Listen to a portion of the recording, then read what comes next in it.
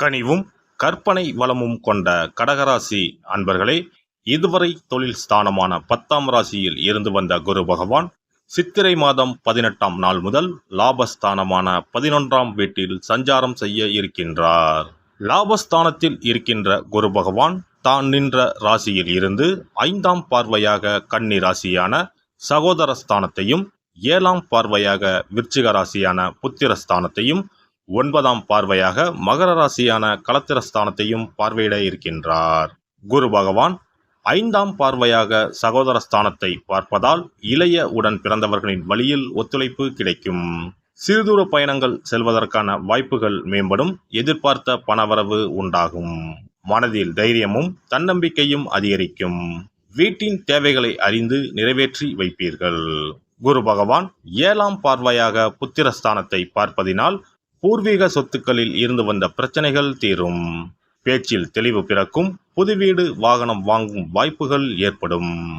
தனிப்பட்ட சில அனுபவத்தின் மூலம் செயல்களில் மாற்றம் ஏற்படும். திருமணமான தம்பதிகளுக்கு சுப செய்திகள் கிடைக்கும்.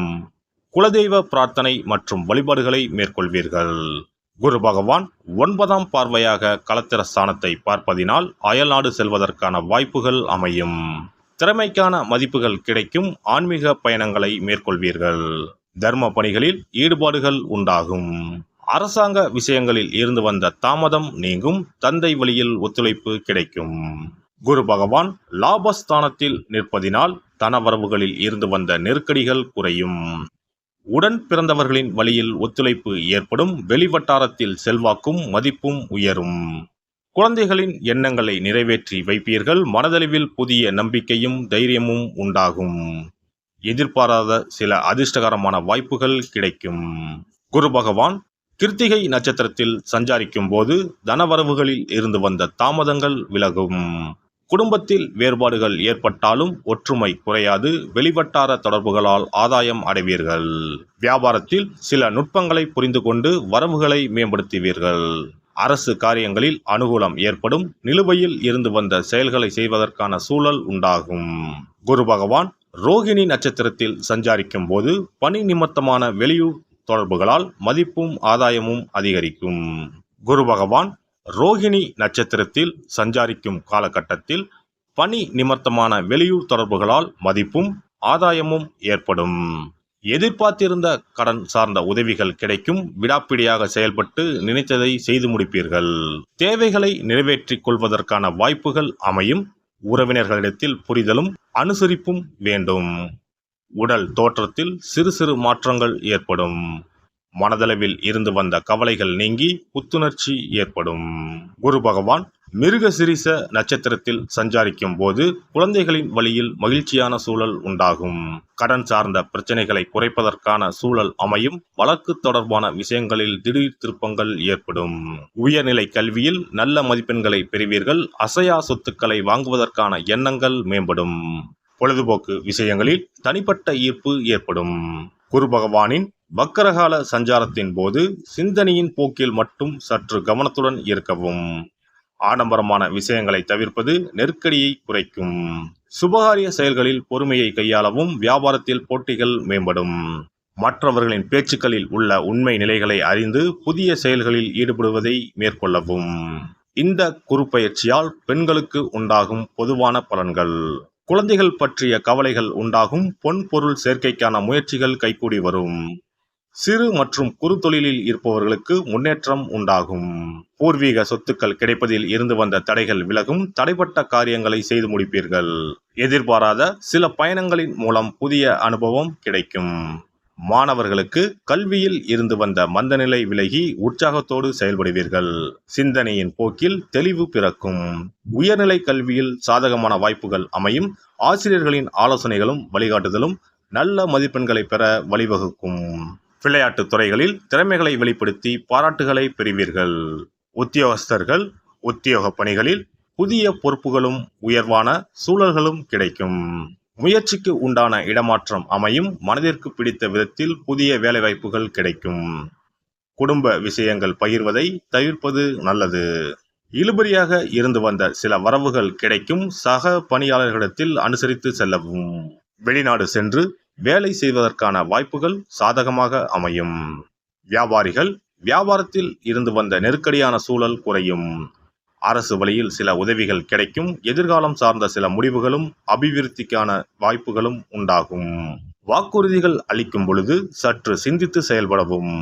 கொடுக்கல் வாங்கலில் தகுந்த ஆவணங்களை கொண்டு செயல்படுவது லாபத்தை பெருக்கும். நவீன தொழில்நுட்பம் சார்ந்த கருவிகளின் சேர்க்கை ஏற்படும். கூட்டாளிகளுடன் பணிவான பேச்சுக்கள் மூலம் நன்மதிப்பை பெறுவீர்கள். கலை சார்ந்த துறைகளில் இருப்பவர்களுக்கு எதிர்காலம் சார்ந்த ஒருவிதமான குழப்பம் உண்டாகும். புதிய முயற்சிகளில் சிறு சிறு தடைகளுக்கு பின்பு சாதகமான வாய்ப்புகளும் மதிப்புகளும் ஏற்படும். சகோதரர்களின் வழியில் அனுசரித்து நடந்து கொள்ளவும். எதிர்பாராத சில வெளியூர் பயணங்களால் உடலில் ஒருவிதமான சோர்வு உண்டாகும். மற்றவர்களின் கருத்துக்களுக்கு மதிப்பளித்து செயல்படுவது நன்மதிப்பை உண்டாக்கும். அரசியல்வாதிகளுக்கு இது ஒரு பொன்னான காலகட்டமாக அமையும். பொதுமக்களின் ஒத்துழைப்பும் தொண்டர்களின் ஆதரவும் மகிழ்ச்சியை ஏற்படுத்தும். வித்தியாசமான சிந்தனைகளின் மூலம் வெற்றி வாய்ப்புகளை உருவாக்கி கொள்வீர்கள். கட்சி சார்ந்து வெளியூர் பயணம் செல்லக்கூடிய சூழல் உண்டாகும். பொருளாதாரத்தில் இருந்து வந்த மந்த நிலை குறையும். நடைபெற இருக்கின்ற குறு பயிற்சியால் முயற்சிகளில் இருந்து வந்த தடைகளை நுட்பமாக செயல்பட்டு உடன் இருப்பவர்களின் ஒத்துழைப்பால் மாற்றங்களை உருவாக்குவீர்கள். செவ்வாய்க்கிழமை தோறும் நல்லெண்ணெய் தீபம் ஏற்றி மாரியம்மனை வழிபாடு செய்து வர நினைத்த காரியங்கள் கைகூடி வரும். குரு பெயர்ச்சிக்கான சிறப்பு பரிகாரம். வியாழக்கிழமை விரதம் இருக்கும் முறை. வியாழக்கிழமை அன்று அதிகாலையில் எழுந்து குளித்து மஞ்சள் நிற ஆடை அணிந்து விரதம் இருக்க வேண்டும். அருகிலுள்ள கோவிலின் நவகிரக சன்னதிக்கு சென்று குரு பகவானுக்கு சந்தனம், மஞ்சள் போன்றவற்றை கொண்டு அபிஷேகம் செய்ய வேண்டும். பிறகு குங்குமப்பூ கலந்த பசும்பாலை கொண்டு குரு பகவானுக்கு அபிஷேகம் செய்து வழிபட வேண்டும். மஞ்சள் நிற பூக்கள் சாற்றி மஞ்சள் நிற இனிப்புகளை நைவேத்தியம் செய்து வழிபட வேண்டும். குரு பகவானுக்குரிய தானியமான கொண்டை கடலையை நைவேத்தியமாகவோ அல்லது கொண்டை கடலையில் மாலை கட்டியோ அணிவிக்கலாம். மாலை நேரத்தில் மஞ்சள் நிற இனிப்புகள், ஆடைகள் போன்றவற்றை வறுமை நிலையில் இருப்பவர்களுக்கு தானம் அளிப்பது நல்லது. இரவில் உப்பு சேர்க்காத உணவை சமைத்து சாப்பிட்டு வியாழக்கிழமை விரதத்தை நிறைவு செய்யலாம். குரு பகவானை வழிபடும் முறை. குரு பகவானுக்கு தேங்காய் எண்ணெய், நல்லெண்ணெய், நெய் ஆகிய மூன்றையும் கலந்து விளக்கேற்ற வேண்டும். குரு பகவானுக்கு ஏற்றப்படும் விளக்குகளின் எண்ணிக்கை 11 அல்லது 21 இருப்பது சிறந்தது. குரு பகவானுக்கு பிடித்த மலர்கள் முல்லை, மல்லிகை. ஆகையால் அவருக்கு முல்லை அல்லது மல்லிகை மாலையை அணிவித்து கொண்டை கடலையை படைத்து வழிபடுவது சிறந்தது. குரு பகவானுக்குரிய வளர்பிறை வியாழக்கிழமை விரதத்தை முறையாக மேற்கொள்பவர்களுக்கு வாழ்வில் பல யோகங்கள் ஏற்படும். சரியான காலத்தில் திருமணம் நடக்கும். ஜாதகத்தில் குரு கிரக தோஷம் இருப்பவர்கள் இந்த விரதத்தை கடைபிடிப்பதால் தோஷங்கள் நீங்கும்.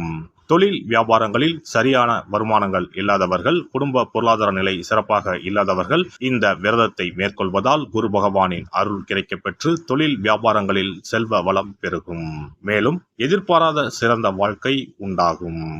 எல்லாம் வல்ல இறையருளால் நீங்களும் உங்கள் அன்பு குடும்பமும் உடல் நலம், நீலாயுள், நிறை செல்வம், உயர் புகழ், மெய்ஞானம் ஓங்கி வாழ்க வளமுடன்.